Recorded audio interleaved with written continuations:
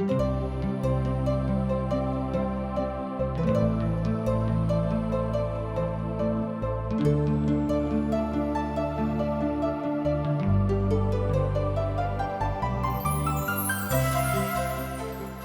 शास्त्र लोकों के बीच परमेश्वर के मूल काज के विषय में बताबैत अछि, जे परमेश्वर के विषय में जनबा के लेल यह आवश्यक अछि। TWR इंडिया द्वारा प्रस्तुत अशक इजोतो के यह उद्देश्य थिको हैं अहाँ सब के परमेश्वर के मार्गों में आगा जाय में मदद सेहो करे, जीवनों के मार्गदर्शक करे। कृपया देखू आ सुनू, जाय सो परमेश्वर अहाँ के जीवनों के मार्गदर्शक ठहरे। आशा के इजोत मैथिली कार्यक्रम में हम एक बेर और अहाँ के अभिनंदन प्रभु यीशु मसीह के मीठ आ पवित्र नाम से कह रहल छी। एक बेर पुनः हमरा सब परमेश्वरक वचनक अध्ययन करबाक लेल उपस्थित भेल छी। अहाँ का स्मरण होइत कि हमरा सब अखन अय्यूब नामक पोथी के अध्ययन कर रहलहुँ हैं, जे पवित्र पोथी बाइबलक एकटा महान पोथी थिक।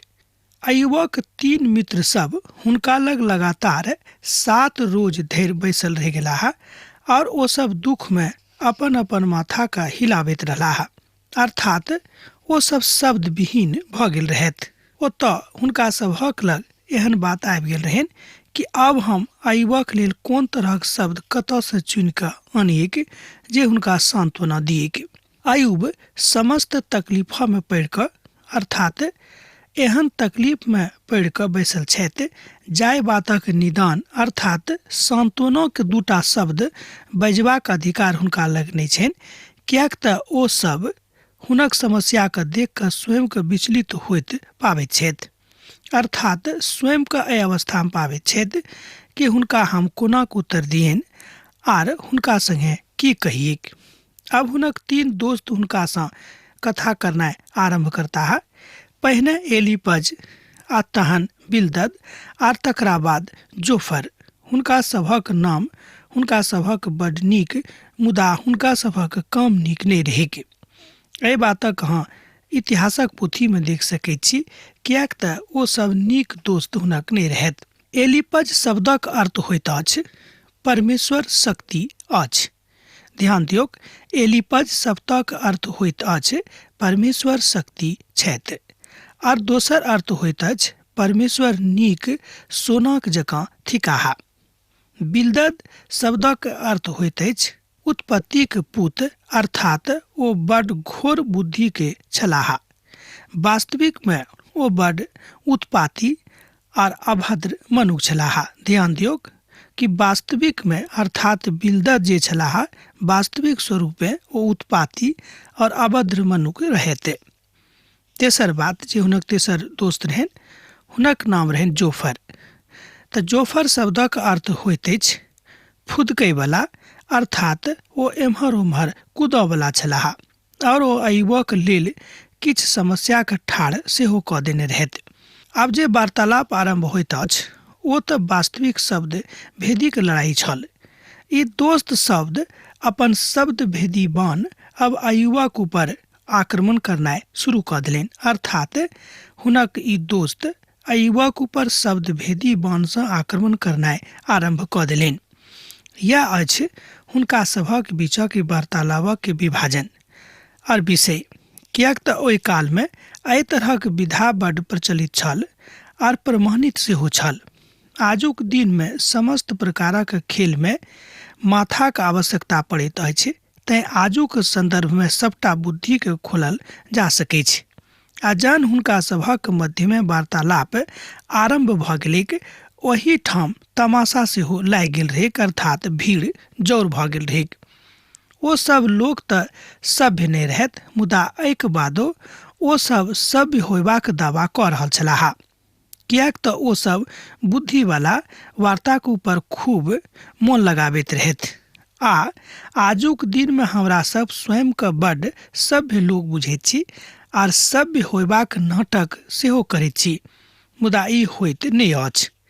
मुदा हमरा सब बेसी बात दैहिक स्वरूप में देखैत छी जे ओ केहन पहिरैत छथि और केहन साज सज्जा में स्वयं के निखारैत छथि, मुदा हमरा सब ओहि पूर्ण लोक सबसँ बेसी सभ्य और विकसित नहि थिकू हैं। आयुब एक शिकायतक साथ अपन मुख खोलैत छथि। ओ दुखक महासागर में छलाह, जतऽ जाकऽ मनुख बड़ विचलित भऽ जाइत अछि। ई स्वाभाविक थिक। शैतान हुनका हर रीतिसँ प्रताड़ित कऽ देने रहथि। हुनका लग किछु नहि रहनि जे ओ अपना देहीके रखताह, नहि तऽ हुनका लग अब धन संपत्ति रहनि, नहि हुनका लग अब धियापुता रहनि, आ नहि हुनका लग अब हुनक पत्नी रहनि, आर नहि हुनका लग अब हुनक देही सेहो स्वस्थ रहनि। आर परमेश्वर हुनका अपन स्थानसँ बड़ दूर सेहो कऽ देने रहथि। विशेष कऽ कऽ एहि कालमे एलीफज पहिल छलाह जे हुनका संगे वार्तालाप आरंभ करैत छथि। हुनक वाणी अनुभवसँ भरल रहैक जे ओ बड्ड निर्दिष्ट आर दूरदृष्टि वाला मनुख लागैत छथि। ओ बड्ड नीक आ विचित्र घटनाके एहि बातसँ जोड़ि कऽ देखैत छथि, आ जाहि बातक ओ बाजने रहथि ओ बड्ड महत्वपूर्ण छल, तकरा अहाँ एहिठाम पदमे देख सकैत छी, अर्थात पद 8 में।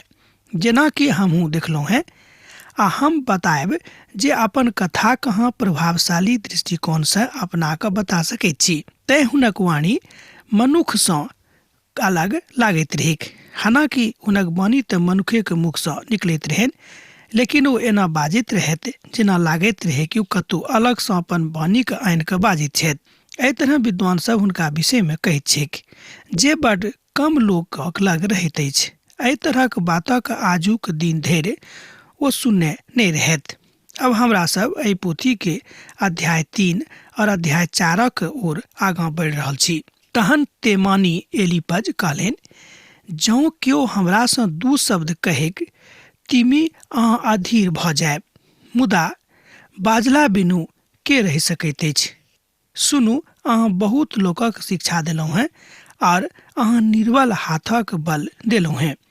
ओ अयुबके बता रहल छथि, देखियौ अयुबक बड़ाईके शैलीमे हुनक तिरस्कार कऽ रहल छथिन, हुनका ऊपर ताम झाम लगा रहल छथिन। ओ बड़ नीक रीतिसँ और चालाकीसँ अयुबक संगे वार्ताके आगू लऽ जाइत छथि। जाहि बातक अहाँ नीति शास्त्रसँ जोड़ि कऽ देख सकैत छी। ओ अयुबक कहैत छथि कि अहाँ बुरा मानि जायब जँ केओ किछु बाजत अहाँके विरुद्धमे, मुदा बिनु बजनाइ चुप रहनाइ सेहो उचित नहि लागैत अछि। एलीपज एहि रीतिसँ अपन वार्ताके आगाँ बढ़ाबैत छथिन, आ एलीपज एहि तरह बाजैत छथि, सुनू, अहाँ बहुत लोकक शिक्षा देलहुँ हैं आर अहाँ निर्बलक हाथक बल देलहुँ हैं। खसैत लोकक अहाँ अपन वचनसँ सम्हारलहुँ हैं आर लड़खड़ाइत घुटनाक अहाँ सम्हारलहुँ हैं।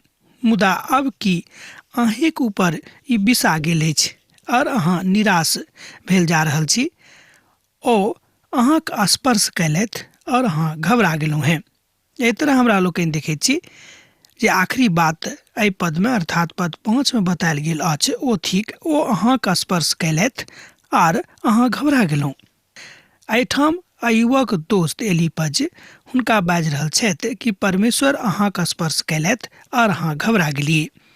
ओ अयुबक बाजि रहल छथि, जहन अहाँ बड्ड मजबूत छलहुँ हैं और अहाँक लग सब किछु रहैक, तहन एहि कालमे ओहि कालमे तऽ अहाँ बड्ड मजबूत छलहुँ हैं, तहन एहि कालमे अहाँ किएक नहि छी। बहुत बेर मनुख जहन हुनका ऊपर दुख पड़ैत छनि तऽ ओ घबराबैत छथि आर ओ एम्हर उम्हर भऽ जाइत छथि। अर्थात एलीपज हुनका बता रहल छथि जे अब एहि परिस्थितिमे अहाँके की करबाक अछि। कि परमेश्वरक मानैमे अहाँके भरोसा नहि अछि। ध्यान दियौक, हुनक दोस्त हुनका कोना कऽ चिड़का रहल छथिन। ओ कहैत छथिन कि परमेश्वरक मानैमे अहाँके भरोसा नहि अछि, कि अहाँके आशा एहि बातमे नहि अछि जे अहाँ खराइमे चलू। एहि बातक अहाँ 6 पदमे पढ़ि कऽ सत्यापन कऽ सकलहुँ हैं। अध्याय 4 कि अहाँके अपन सलाह अहाँके लेल बहुत नहि अछि, तऽ ई दोसराके मदद करनाइ कि अहाँके जरूरी छल जे अहाँ मदद करैत रहूँ। ओ एना कहैत छलखिन, मुदा एना कहियो सोझ गपमे कि हुनक दोस्त एलीपज हुनका बाजि रहल छथि जेना अहाँ दोसराके मदद करैत रहूँ, दोसराके मजबूत करैत रहूँ, कि अहाँ अपन ओही विचारसँ स्वयंके मजबूत नहि कऽ सकैत छी। जौ हाँ अयुबक जिंदगी के देखबे त मनुख भेला के कारणे हुनको दुख भेल रहन, मुदा ओ अपन प्रभु से अलग नहीं भेल रहत। ये हुनका में एकटा बड़ नीक गुण रहन। हमर विचार में कियाक तो हारे मांस के मनुख छलाह, जेना अहाँ छी बा हम छी, त मान लियो जौ कि अहाँ का हाथ पर मारत खूब जोर से त अहाँ जरूर चिकर के कहबे कि बाप रे बड़ चोट लागल। तहन अयुब का की ये अधिकार नहीं रहन कि हुनका चोट लागे तो कहे कि हाँ हमरा बहुत जोर से चोट लागल छै। कि ओ नहीं कांते चोट लगला के बाद में ई नहीं भ सकै छै, कियाक त जेना हमरा सब हाड़ मांस में मनुख छी, अही तरह अयुब सेहो हाड़ मांस वाला मनुख रहत। विचार त क के देखियो, कहियो कोनो निर्दोष मनुख नाश भेल अछि, कतो कोनो सच्चा लोक नाश भेल अछि। ए बातक 7 पद में बतायल गेल अछि, जैमे अयुबक दोस्त एलीपज हुनका ऊपर खिन्नताक वार्ता आरंभ क दैत छथि आ हुनका खिन्न क दैत छथिन आ हुनका चिड़का रहल छथिन। ओ अयुबक घबराहटक लेल हुनके ऊपर उपेक्षिता के दोष लगा रहल छथि, अर्थात हुनका उपेक्षित बाजि क एना के बाजैत छथि कि हाँ अब तो उपेक्षित भ गेलहुँ हैं। अर्थात अयुबक दोष लगा रहल छथिन अयुबक ऊपर कि जे अहाँ समझाबैत छलहुँ दूसरा के त आप कि अहाँ स्वयं के समझा के अपन परिस्थिति से स्वयं के अलग नहीं क सकैत छी। बहुत लोग छथि जे आत्मिक बातक ऊपर वार्ताकार के जकाँ कथा करैत छथि, मुदा जहन हुनका ऊपर स्वयं दुख पड़ैत छनि तो घबराबैत छथि। हमर श्रोता मित्र, हमरा सब मनुख छी, दुख पड़ला के बाद सब केओ घबराबैत अछि, मुदा दुख में पड़ क अपन प्रभु से अलग नहीं होबाक अछि। यह बात एठाम अयुबक पोथी में हमरा लोकनि सीख रहल छी। एलीपज हुनका हुनके बातक स्मरण दिया क ठाड़ करऽ चाहैत छथि। आ जौ हाँ आत्मिक थिकौ हैं त अपन सबटा बातक परमेश्वरक ऊपर राख देबेक, हुनके ऊपर छोड़ देबेक आ स्वयं के परमेश्वरक चरण में समर्पित क देबेक। एहि बातक शिक्षा हमरा लोकनि एठाम अयुबक जिंदगी से ल रहल छी। हम तो देखलहुँ जे अधर्मक खेत जोतैत अछि और दुखक बाग करैत अछि, ओ वह करैत छथि। अयुब एठाम 8 पद में देखैत छथिन कि हुनका दिस जे इशारा कयल जा रहल अछि, एहि तरह बतायल जा सकै छै कि ओ हुनके ऊपर दोष लगा रहल छथि कि अहाँ अधर्मक खेती केने रहौ, अधर्मक खेत के जोतने रहौ, तैं अहाँ आजुक दिन में तकलीफ में पड़ल छी। एलीपज एठाम बड़ उच्च रीति से बा एना कहियो कि बड़ पैघ आ बड़ विशिष्ट आ परिष्कृत भाषा में विनीत भ क हुनका ऊपर दोष लगा रहल छथि। बहुत विद्वान सब एहि बातक बाजने छथि कि बहुत चालाकी के साथ हुनक दोस्त हुनका ऊपर दोष लगा रहल छथिन।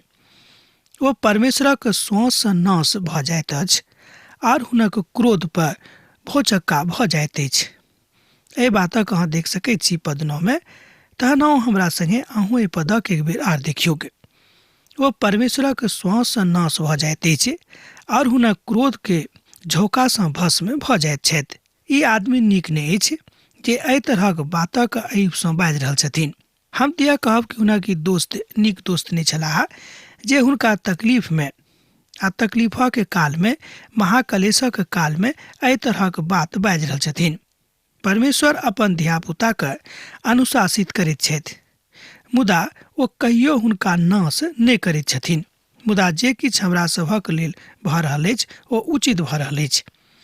सिंह गरजैत और सिंहक सिंह दहाड़ैत अछि, एहिके बादो जवान सिंहक दांत तोड़ देवल जाइत अछि। वृद्ध सिंह शिकारक अभाव में मरि जाइत अछि और सिंहनी के नेना तितर बितर भ जाइत अछि। एहि बातक एठाम 10 पद और 11 पद में देख सकैत छी। अर्थात अहूठाम हमरा लोकनि 10 और 11 पद में देखैत छी कि एलीपज अयुबक ऊपर बड़ घृणित आरोप लगा रहल छथिन, मुदा हुनक शैली बड़ उत्कृष्ट छनि, बड़ परिष्कृत छनि, जाहि बातक बहुत कम लोग सोझा सोझी बुझि सकैत छथि। ओ खराबे वस्तुक बातक अपना जिंदगी में करैत छथि। एकर अर्थ साफ तरह से यह होइत अछि जेना कि सिंह जे जवान अछि, मुदा ओ जो खराब काज करतैक त ओकर वंश के आ ओकर दांत के परमेश्वर तोड़ि देतैक। यह बात ओ एठाम बाजऽ चाहैत छथि, मुदा ई बात अयुबक संगे कोनो रीति से लागू नहीं होइत अछि। और एकटा बातक हमरा लग बतावल जा सकै छै और लुका के पहुँचावल गेल अछि और ओकर किछ मनक ऊपर हमरा कान में पड़ल अछि। ओ थिक सावधानी के साथ परमेश्वरक संगे अपन जिंदगी के बसर करनाइ। ध्यान दियौ, सावधानी के साथ अपन परमेश्वरक संगे जीवन बसर करनाइ। जँ हाँ सावधानी के साथ अपन प्रभुक संगे अपन जिंदगी के बसर करैत छी ती अहाँक लेल बड़ उचित होइते। यह बात बुझनाइ बड़ जरूरी भ जाइ छै। रातिक सपना आ तकर विचार मनुष्य जातिक मन में आबैत अछि। गहीर निद्रा आबि कऽ दाबैत अछि, तहन भय और कपकपी हमरा दबोच लेलक और हमर समस्त हाड़क झकझोर देलक। एहि बातक अहाँ 13 और 14 पद में देख सकैत छी। ई स्वर विचित्र छल, मुदा ई स्वरक बहुत बाद बड़ दुख दिया वाला काज होइत अछि। सपना रात के अन्हार में आयल रहिक, तहन एकटा आत्मा हमरा सन्मुख में नीक जकाँ बैसलेक और हमर देही के रोआ ठाढ़ भ गेल। ओ चुपचाप ठाढ़ भ गेल, मुदा हम हुनक रूप का नहीं चिन्ह पावलियक। आ हमर आँखि के सन्मुख में एकटा आकृति छल, सन्नाटा सब ठाम पसरल रहिक। तहने हम एकटा वाणी के श्रवण कैलहुँ हैं। एहिठाम आयुवा के कवित्व शैली में हमरा लोकनि देखैत छी। एहिठाम हम आयु पोथी के विषय में बाजि रहलहुँ हैं कि आयुवाक पोथी के एहिठाम कवित्व शैली में ओहि महान बातक हमरा लोकनि देख रहल छी, जाय बातक पिता परमेश्वर हमरा सब गोटे के बता रहल छथि। एलिपज एकटा स्वरक सुनैत छथि जे बड़ डरावना रहिक और विचित्र लागि रहल रहिक। ई एहन किछु छल जाय बातक आजू सँ पूर्व केओ नहीं सुनने रहथि, कियाक तऽ ई मनुख एकटा सपना देखने रहथि। ओ किछु बातक देखलाहा हुनका एकटा सपना आयल रहनि। ई बड़ अन्हार छल, कियाक तऽ ओहिठाम बड़ अन्हार रहिक और हुनका लग सँ एकटा आकृति पार कऽ गेलिक। ई सबटा बात घटैत एहिठाम ओ अपना जिंदगी में देखैत छथि। कि मनुख परमेश्वर सँ बेसी धर्मी भऽ सकैत अछि? कि मनुख अपना सृजनहारा सँ बेसी पवित्र भऽ सकैत अछि? कहियो नहीं भऽ सकैत छै। बड़ सोझ उत्तर हम देब। हम तऽ अहाँक विषय वस्तु के विषय में नहीं जानैत छी, मुदा ई बात बड़ स्पष्ट अछि कि मनुख कहियो परमेश्वर से बेसी धर्मी और अपन सृजनहारा से बेसी ताकतवर और पवित्र नहीं भऽ सकैत अछि, कियाक तो हमर सृष्टिकर्ता छथि और हमरा सब बहुत रीति सँ कमजोर छी। एक बात तऽ बाज में आबैत अछि वा बुझऽ में आबैत अछि जे तकलीफ भऽ जाइत अछि जिंदगी में। तकलीफ भऽ जायत, तकलीफ में पड़ि जायब, मुदा तकलीफ में पड़ला के बाद ई चिर सत्य अछि कि परमेश्वर हमरा सभक एम्हर उम्हर नहीं जाय देत आ कहियो नहीं बहकायत, नहीं कहियो फुसलायत, नहीं कहियो अन्हार में लऽ जायत। मुदा अयूब का एहि द्वारा अन्हार में ढकेलल गेल रहन जाय सँ अयूब हमरा सभक लेल एकटा नमूना के रूप में हुएक कि हुनका देख कऽ हमरा लोकनि पवित्रता के पाठ सीखिए। ओ अपन दासक कोनो भरोसा नहीं राखैत अछि और अपन स्वर्गदूतक दोखी ठहरबैत अछि। तहन जे फाटक छोट सँ राखैत अछि, जकर नेबे झूठा पर अछि, जे पिल्लाक समान लागैत अछि, हुनक की अस्तित्व? एहिठाम अयूबक दोस्त हुनका ऊपर बड़ गंभीर आरोप लगा रहल छथिन। ओतऽ धीरजक बात नहीं अछि। हम तऽ कहब कि हुनक दोस्त ई नीक दोस्त नहीं छलाह। आगू हमरा लोकनि जे हुनक आर दू दोस्तक विषय में देखब आ बेर बेर देखब तऽ हमरा लोकनि देखैत छी बा सीखब जे हुनक कोनो दोस्त नीक दोस्त नहीं रहन जे एहि काल में हुनका संगे की सांत्वना वाला कथा करैक, कियाक तऽ हुनका लग अयूबक दुख ततेक बढ़ि कऽ रहन कि एहि बातक लेल हुनका लग ज्ञान समझ नहीं रहन। एहिसँ बेसी नीक और कतौ मनुख देहिक बखान नहीं कयल जा सकै छै। ओ निराश भेलाह, कियाक तऽ ओ भरोसा रखने रहथि। ध्यान दियौ, ओ निराश भेलाह कियाक तो भरोसा रखने रहथि। ओतऽ पहुँच कऽ हुनका धोखा भेटलनि। सच में जहन अहाँ अब एहने बनि गेल छी तऽ अहाँ भयंकर दृश्यक देखब आ तकरा देख कऽ अहाँ डरायब। हमरा सब भयंकर स्वप्न देख सकैत छी, भयंकर सपना देख कऽ डरा सकैत छी। जौं हमरा सब स्वयं के पवित्र जिंदगी के साथ आगाँ नहीं लऽ जा रहल छी, तहन हमरा सभक पवित्र जिंदगी के साथ आगाँ बढ़ऽ पड़त। कष्टे मनुख जाति के निज भाग अछि। सोर पढ़ कर देखियो जे क्यों छैत की ने। वो अहाँ के उत्तर देता है पवित्र में से अहाँ के निकालल जेता है। एठाम हमरा लोग देखे छी कि सोर पढ़ कर देखियो जे ओ छैत जे अहाँ के उत्तर देता है पवित्र में से अहाँ निकालल जाए, अर्थात पवित्रता में से अहाँ निकस जाए। ई त एखनो एकटा नीक प्रश्न अछि। अहाँ सहायता के लेल किनका दिस फिरब? ध्यान दियौ, अहाँ सहायता के लेल किनका दिस फिरब? हम तो बड़ आसानी से निर्भय भ क बाजि सकैत छी कि अहाँ सहायता के लेल अपन सृष्टिकर्ता परमेश्वर के दिस फिर सकलहुँ हैं आ फिरनाइ जरूरी सेहो भ जाइ छै। पवित्र शास्त्र बाइबिल कहैत अछि कि परमेश्वर के छोड़ि कऽ आ दोसर केओ अहाँके नीक सहायता नहि पहुँचा सकैत छथि। कुढ़न तऽ मनुख के मारि दैत अछि और जलन भेलासँ हत्या कऽ दैत अछि। हम मनुखक जड़ चेतन सबटा के जानै छी, किएक तऽ मनुख जड़ और चेतन दुनू अवस्था में पापीय के स्वरूप में रहैत छथि। एहि बातक एहिठाम अय्यूबक पोथी में सिद्ध होइत हमरा लोग देखै छी। मनुख जे छथि जड़ और चेतन दोनों स्वरूप में पापी जकाँ रहैत छथिन। वो कहै छथि जे ओ मूर्ख और दुष्ट भावना के देखने रहत, मुदा बहुत लोग कहै छथि कि हुनक मन नीक नहीं रहन, उचित नहीं रहन, तैं वो हरदम खराबे बातक देखैत रहत। किएक तऽ दाऊद पुरुष और घमंडी के दोनों के देखै छथिन। दाऊद कहै छथि कि जे पुरुष घमंडी छथि परमेश्वर अंततोगत्वा हुनका नीचा कऽ देतिक, जे ओ साबित केने रहत अपन जिंदगी में। हमरा लोग साउल के विषय में पढ़ चुकलो हैं।